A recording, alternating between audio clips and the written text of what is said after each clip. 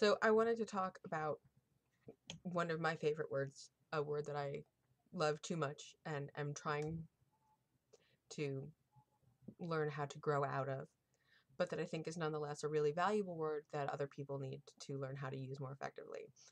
And that word is no.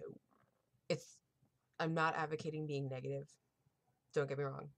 I know that sounds contrary, but I promise it'll work out.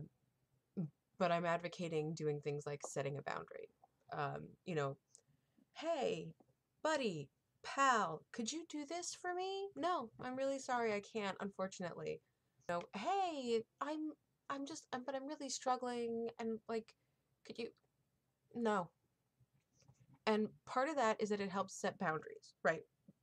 Which are really important. Part of that is really to say, this is where my work is. Like, this is my dance space. That's your dance space. Like, this is what we need to do, and this is what I need to do.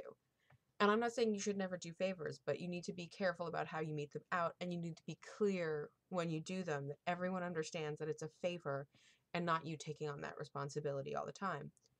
And the reason that I'm an advocate of that and that I don't think it's negative is because the bottom line at almost any place you work is that you were hired to do specific things. And your boss is setting your tasks and has these things that need to be done.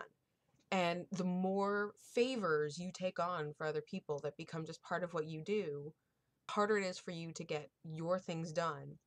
And the harder it is for you to say no later on down the line when you really don't have the time or the well energy to make that happen on top of your own workload. So it's huge for setting boundaries.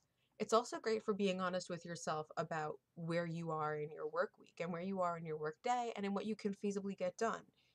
So that when you sit down with your boss at the end of the week and you go over everything that's being done, assuming you do that. If you don't, I would highly suggest at least sitting down on your own and reviewing what you've done over the week, because it can be a phenomenal eye opener. Either that you are doing a huge amount of work or that maybe you could be fixing things somewhere. Um, and there's a great tool for that that I will put in the thingy, only because I've recommended it to a couple of people and they've been like, why didn't you tell me sooner? Oh my God. So, but anyway, it means that you can be honest with your boss at the end of the week about, like, if something didn't get done, this is like, it's because your tasks were extreme. And if you've been doing favors for people and that's why your work didn't get done, that's not going to be a fun conversation for anyone, is it?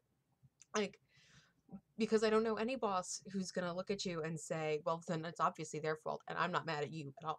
Like, it's going to be on you. Like, you knew you had this thing to do. Why would you take on somebody else's work from their boss on top of your work and have it jeopardize your ability to do your work? So there's that. And then there's the third kind of no, which I am thankful to say I have not had to use in like a really long time. But there is the, why the fuck is that my problem? No. The one where somebody, calls you and says, oh, hey, we don't know how to do this. And could you maybe like do this from home and send it? No, no, no, I can't. Can you check your email on Saturday? No, unless you're paying me to check my email on Saturday, I'm not checking my email on Saturday. And that's a good no. There's a way to phrase it that is much better than that, um, but it's an important no. And the people that I know who are able to do that on a regular basis are much happier. And I know that since I learned how to do it, I am way happier. And my weekends are supremely restful, thankfully. Work doesn't affect my weekends, which means that when I come back in on Monday, I'm ready to go. I'm actually refreshed and happy and ready to greet the day with my gigantic cup of tea. Like, that's an important thing, and you should have that. So, that's what I'm saying.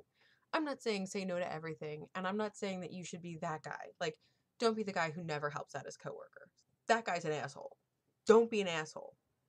But you should definitely be the kind of person who respects their boundaries, respects other people's boundaries, and respects their boss. If you can't respect where your tasks are coming from and your priorities are coming from, then it's only a matter of time before somebody else has to clean up one of your messes.